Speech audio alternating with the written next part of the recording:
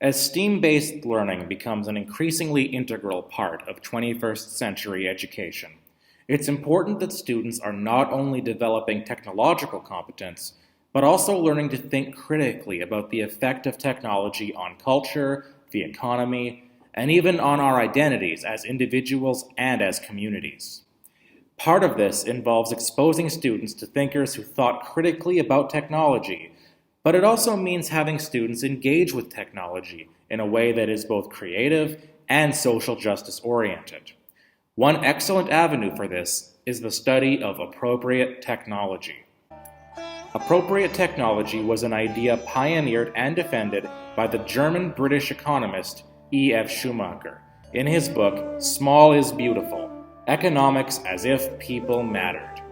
Schumacher had studied under John Maynard Keynes and worked as chief economic advisor to the National Coal Board.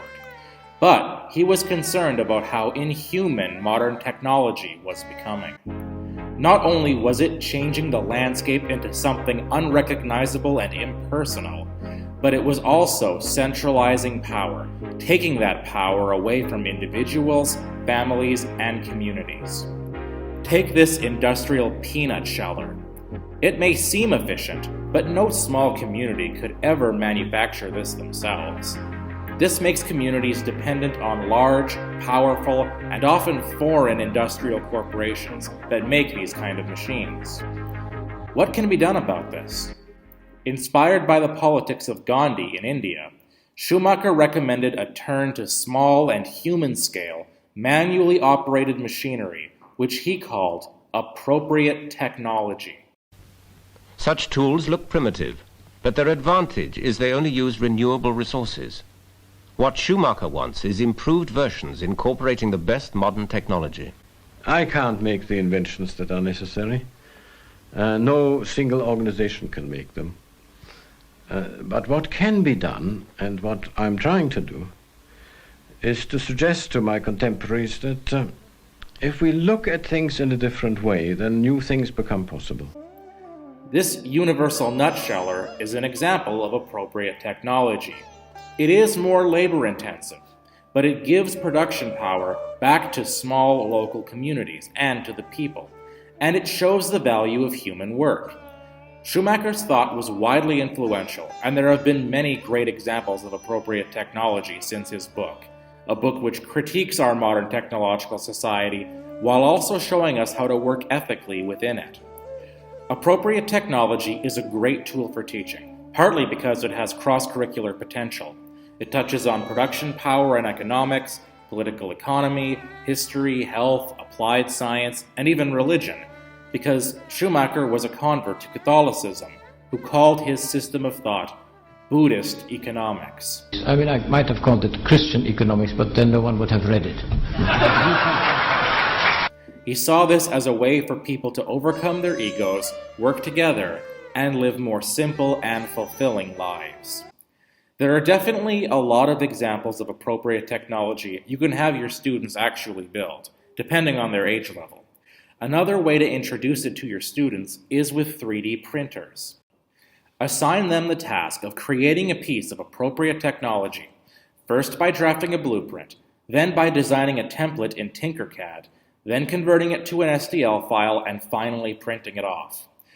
Have students research the economy, geography, and climate of developing nations, and choose a country where they could market their piece of tech.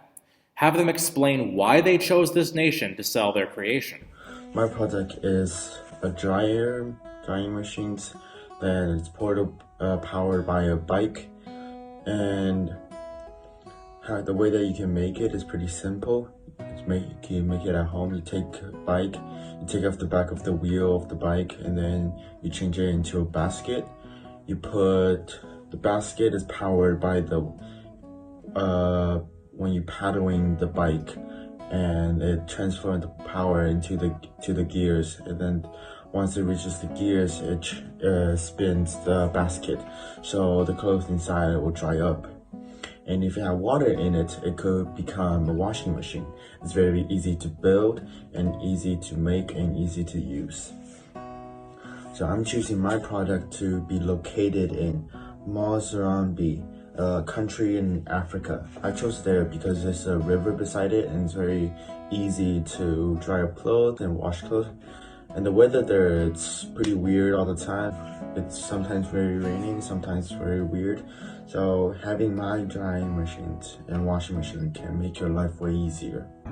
So this is my machine. This machine will help people that are lazy or have too much work fold their clothing faster.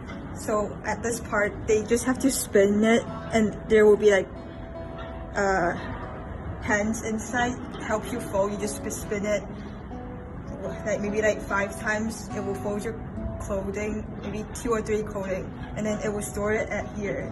And then you could open it to put clothing in, and you could open it on the back side to get the clothing that are already folded.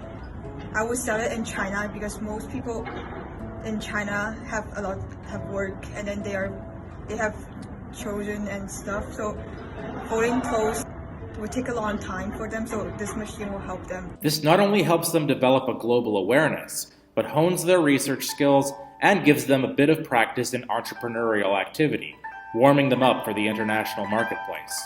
More modestly, students can recycle everyday objects and try building appropriate technology that way, or at least build prototypes. Not only would this be in keeping with Schumacher's ecological focus, it can also be done collaboratively across different grades and age levels. I really encourage teachers across different subjects and curricula to consider using appropriate technology as a tool to teach critical, mechanical, and moral reasoning skills to their classes. Thank you.